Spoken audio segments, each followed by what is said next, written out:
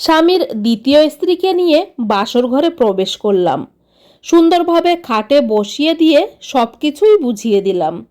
ভেতরটা কষ্টে ফেটে যাচ্ছে, তবুও মুখে হাসি ফুটিয়ে সব কাজ করে যাচ্ছি।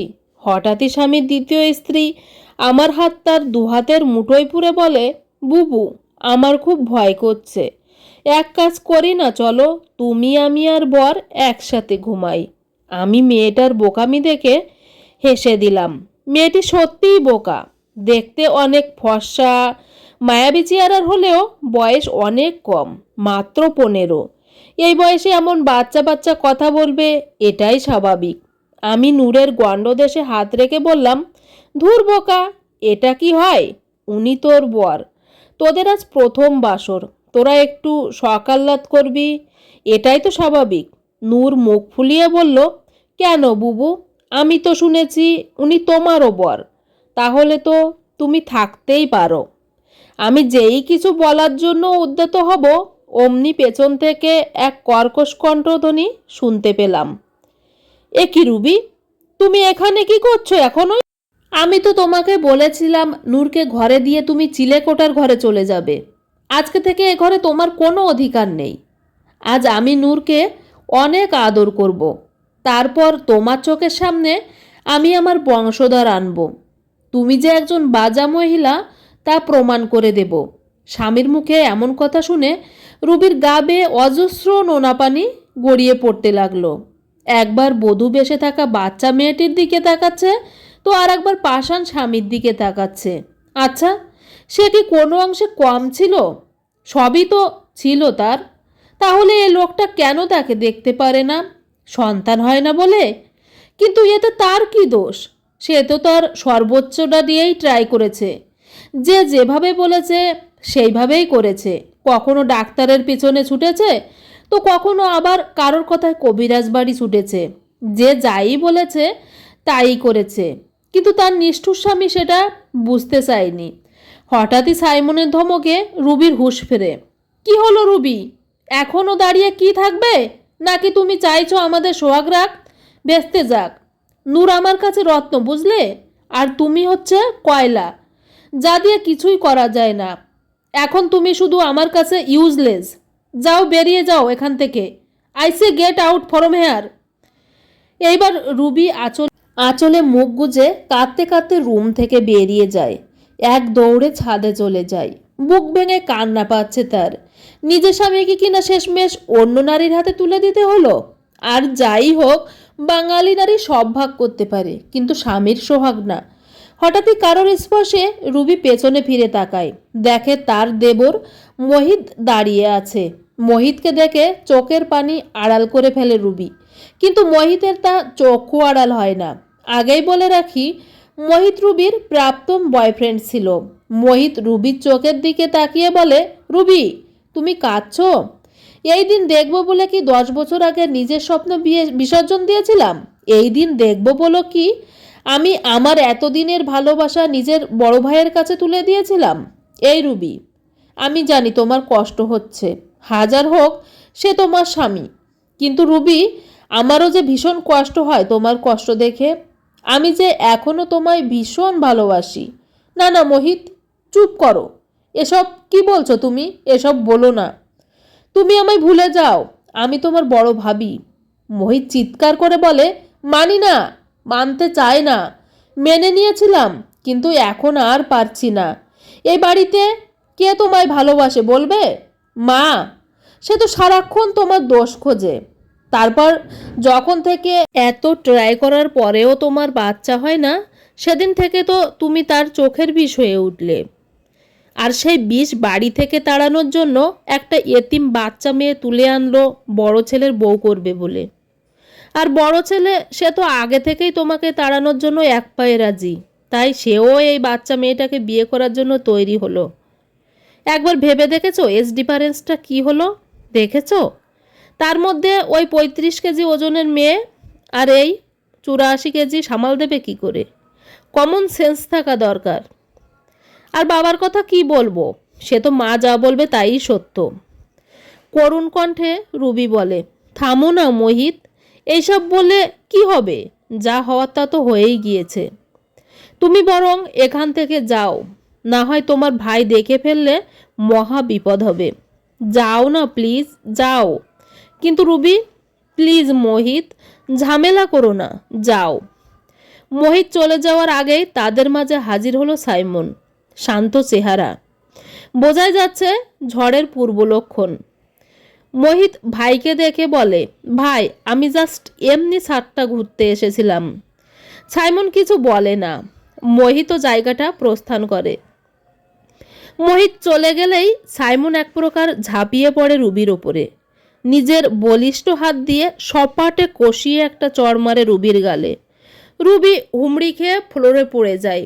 সাইমন রুবির চুল খামচে বলে, আমার ভাইয়ের সাথে লুকিয়ে লুকিয়ে ছাদে দাঁড়িয়ে প্রেম করছিস? তোর প্রেম আমি আজকে বের করছি, দাঁড়া।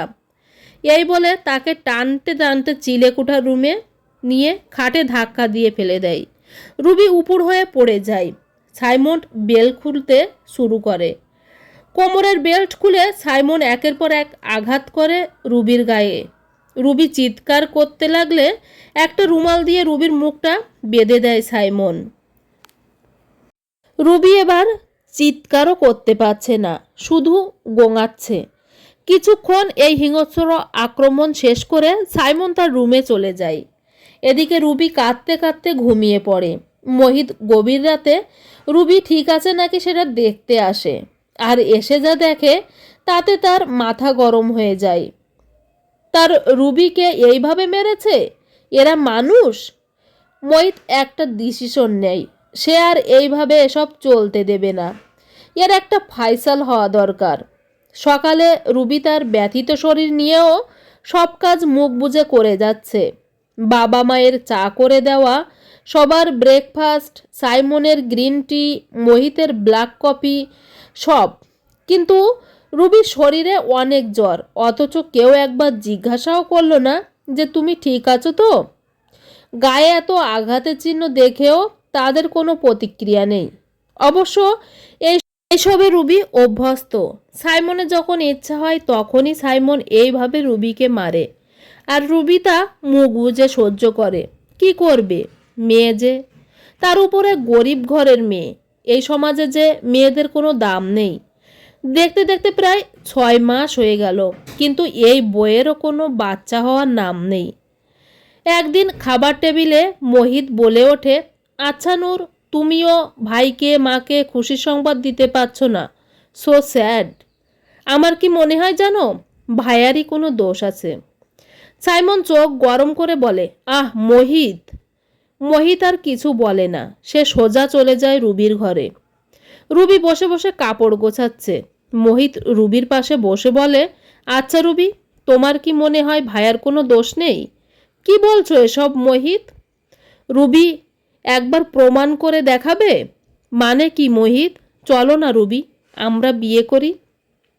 এতে আমাদের সংসারে সন্তান আসবে, তুমিও মা হবে, আর ভাইয়ার দোষ আছে নাকি সেটাও জানতে পারবে।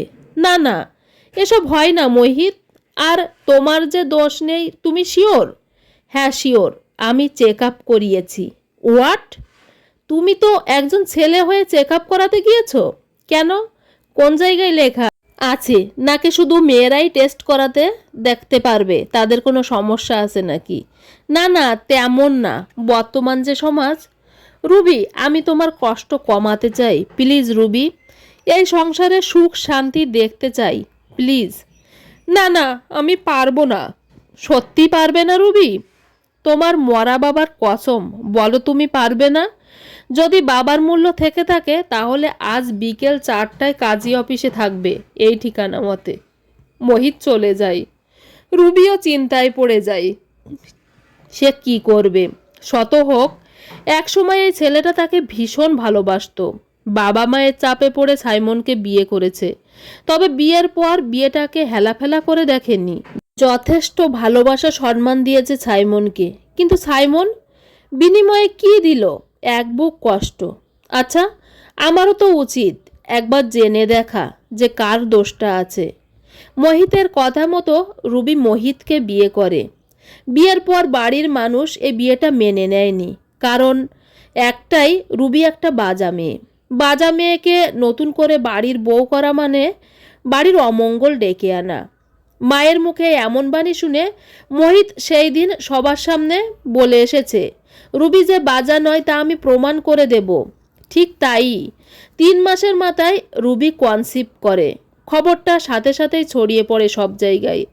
জেনে যায় সাইমুন, নূর, বাবা মা সহ সবাই। রুবিকে রাজরানী সাজিয়ে এই বাড়িতে ফিরিয়ে আনেন মা। আজ রুবির কোল জুড়ে এক ফুটফুটে পুত্র সন্তানের জন্ম নিয়েছে। প্রায় 20 বছর হতে চলল। রুবির কোলে এখন 1 ছেলে 1 মেয়ে, কিন্তু সাইমন নিঃসন্তানে এখনও ভুগছে। বন্ধুরা, আজকের এই গল্পটি এখানে সমাপ্ত হলো। গল্পটির নাম হচ্ছে অসহায় নারী। দেখলেন তো আমাদের সমাজের এবং আশেপাশে তাকিয়ে দেখুন, এমনই হয়। কিন্তু দিন শেষে নারীরাই দোষী। পুরুষ জাতি নারী পায়ের নিচে পিষে রেখেছে, কিন্তু সব পুরুষ এক নয়। যেখানে নিম্ন মন মানসিকতার পুরুষ আছে সাইমনের মতো, সেখানে মোহিতের মতো উদার মনেরও মানুষ আছে। ধন্যবাদ সবাইকে আমার এই গল্পটি শোনার জন্য। যদি আপনাদের ভালো লেগে থাকে তাহলে চ্যানেলটিকে সাবস্ক্রাইব করে আমার পাশে থাকার অনুরোধ রইল। ভালো থাকবেন। ধন্যবাদ সবাইকে।